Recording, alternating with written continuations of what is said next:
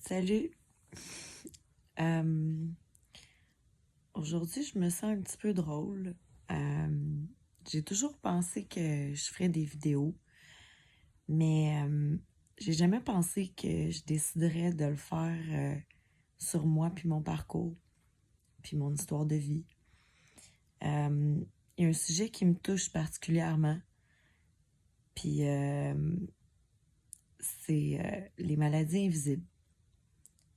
Les maladies invisibles, il y en a qui touchent plus le corps physique.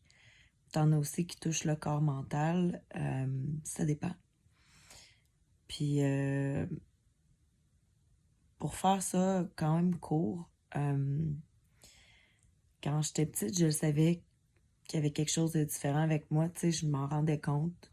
Je comprenais pas. Puis, il y avait toutes sortes de situations, tu sais, où je figeais, où il y avait des choses qui se passent dans ma tête ou physiquement. Puis, je me posais plein de questions, tu sais. C'est finalement à l'âge de 30 ans que j'ai reçu comme quelques diagnostics qui m'ont permis de comprendre ce qui faisait partie de moi, en fait. Fait qu'à 30 ans, après avoir eu mes 2 enfants, qui avaient à ce moment-là 2 ans et ma fille, elle avait quelques mois, j'ai su que je vivais depuis toujours avec un trouble de déficit d'attention avec inattention. Aussi un trouble d'anxiété généralisée. Et j'avais aussi à l'époque un trouble panique qui était vraiment comme isolé à une situation particulière que j'ai traité avec de la thérapie qu'on appelle cognitivo-comportementale, que j'ai traité pendant près de 2 ans avec une thérapeute vraiment spécialisée, là, une psychologue là, spécialisée dans les troubles anxieux, troubles paniques, etc. Tout ce qui touche ça. Les maladies mentales, ben oui. C'est des maladies invisibles. Tu souffres énormément en dedans. La plupart des gens à l'extérieur s'en rendent pas compte. Sauf peut-être à certains moments où peut-être que toi-même t'es anxieux comme moi ou peu importe, puis tu vas remarquer des commentaires des gens. Tu sais, moi, avec le recul, je remarque que c'est souvent les mêmes choses qui revenaient, tu sais. Ben voyons, réveille, allume. Parce que moi, un de mes symptômes, c'est que je vais tomber dans ce que moi j'appelle un état second. Puis quand je tombe dans cet état-là, c'est comme moi ce que j'appelle une crise silencieuse. Fait qu'à ce moment-là, je suis en train de faire une crise de panique. Toi, de l'autre côté de ma personne, tu t'en rends pas compte parce que j'ai pas l'air en panique. J'ai l'air en contrôle. Mais c'est pas vraiment ça qui arrive. Ce qui arrive, c'est comme si je me dissociais de mon corps. Et là, tout ce que j'arrive à faire, c'est d'être dans la seule tâche que je suis en train d'accomplir dans le moment.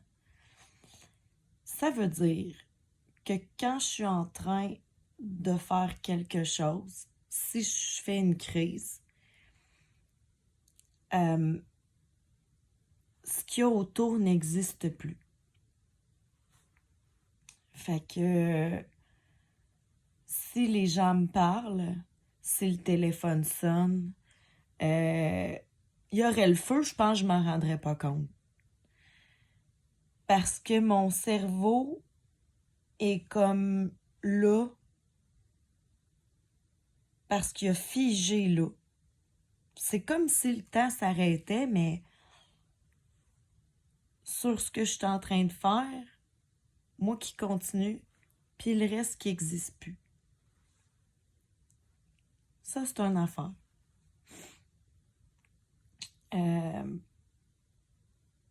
Au quotidien, moi, je suis coiffeuse. j'ai un travail où ce que pour faire des sous, ben c'est plate, mais il faut que tu performes. Ça fait 17 ans que je fais ça. Puis je vais t'avouer franchement que en ce moment, je me retrouve confrontée à des choses auxquelles j'ai déjà été confrontée avant. Mais, tu sais, on évolue, hein. Puis notre environnement aussi évolue. Quand tu es anxieux, puis que des choses changent dans ton environnement, puis que c'est pas toi qui les as initiées, c'est assez pour te faire déclencher des phases de crise. J'ai tellement de choses à te dire que je sais même pas par où commencer.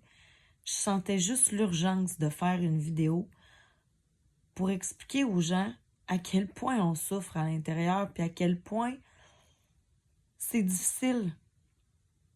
C'est difficile d'aller travailler. C'est difficile d'avoir une routine à la maison. C'est difficile juste être dans mon corps. C'est difficile. Fait qu'imagine pas dans ma tête. Parce que ce qui se passe dans mon corps, quand une situation arrive puis que c'est anxiogène pour moi, je vais avoir naturellement une boule dans la gorge. Mon cœur va se mettre à battre vite. Je vais avoir la nausée, vraiment envie de vomir persistante. Des fois, j'en arrive même pas à parler. Je vais être étourdie. Je peux trembler. Je peux perdre l'ouïe momentanément dans le sens que ça va se mettre à sciller puis j'entends plus. Comme je disais tantôt, me dissocier de mon corps. Je fige. Tu sais, les gens ils pensent qu'une crise de panique, là, t'es comme genre ah! Non. Mais non. Ça se passe tout en dedans. Ça se passe dans ton corps. Ça se passe dans des symptômes du corps physique qui sont différents pour chacun, mais que il y a beaucoup de gens qui peuvent se retrouver dans ces symptômes-là. J'en connais d'autres, des gens comme moi, je le sais que je suis pas toute seule. Il y a des gens qui sont comme moi puis qui sont dans le déni complètement puis qui refusent. Quand j'arrive pas à amoindrir mes symptômes en aménageant un environnement confortable, parce que c'est comme ça que ça se passe. C'est que quand j'ai des grosses phases de crise, comme en ce moment, c'est difficile pour moi, mais ça faisait longtemps que ça m'était pas arrivé, ça fait 1 an.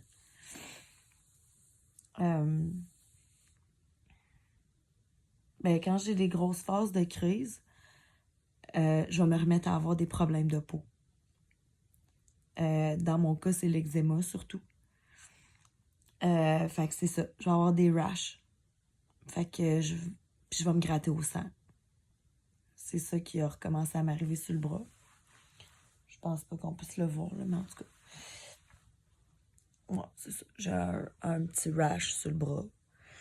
Fait que, c'est ça. Quand c'est rendu que ton corps te parle, si tu l'écoutes pas assez, il va somatiser ça en maladie. Fait que, c'est ça. J'avais envie de te parler de ça.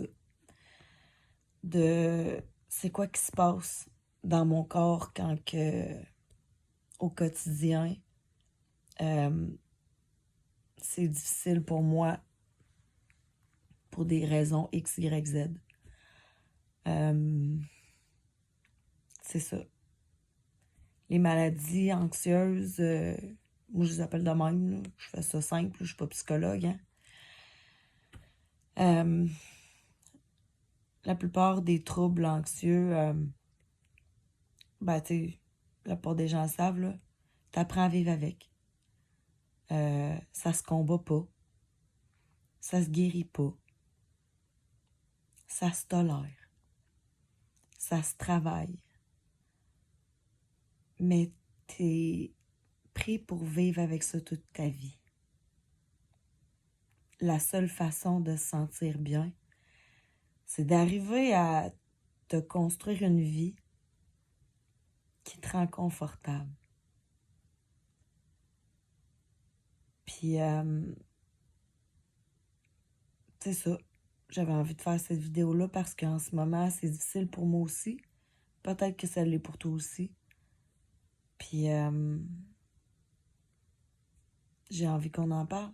J'ai envie qu'on en parle plus de tout ce qui se passe, de ces gens incompris.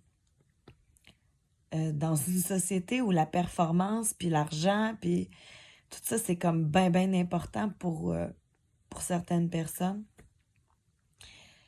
La plupart du temps, quand tu es anxieux, c'est le cadet de tes soucis. Tout ce qui te fait vibrer, là, c'est de faire une job que t'aimes, dans laquelle tu vas te sentir bien, mais que tu n'auras pas de soucis de performance. Puis là, ben, ça m'amène à me poser des questions. Puis des grosses questions. Puis là, chez moi, les affaires là, de « Ah, c'est la saison, les gens sensibles, les gens anxieux, les hypersensibles, les empathes, appelle ça comme tu veux, là. On se dira tant qu'on voudra, là. On ressent pas puis on vit pas les choses comme les autres. Puis c'est pas parce qu'on est meilleur ou qu'on est moins bon ou ça par rapport. Chaque individu est différent. La différence, c'est beau. Mais ce qui est important, c'est le respect de l'autre. Puis c'est le respect de soi. Puis c'est ça. Moi, comme probablement beaucoup de gens en ce moment, doivent ou sont confrontés à une période de réflexion. C'est pas où c'est que je vais m'en aller avec ça. C'est pas la première fois dans ma vie que je me le demande. Mais c'est ça. Partez pas en peur, là.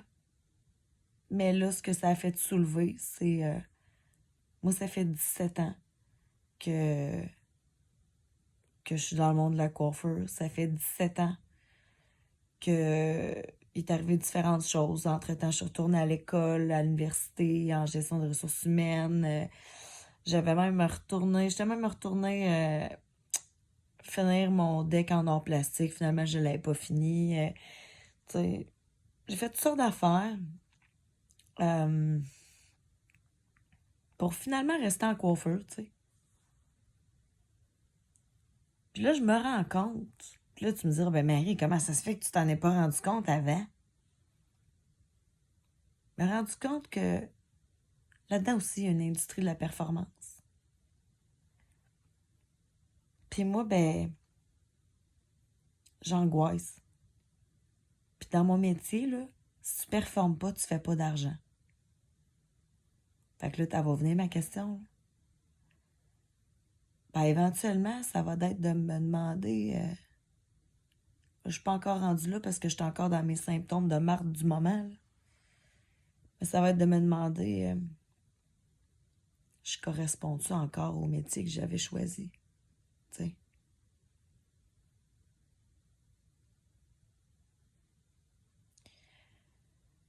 En tout cas, je te laisse là-dessus. Moi, je vais aller me coucher.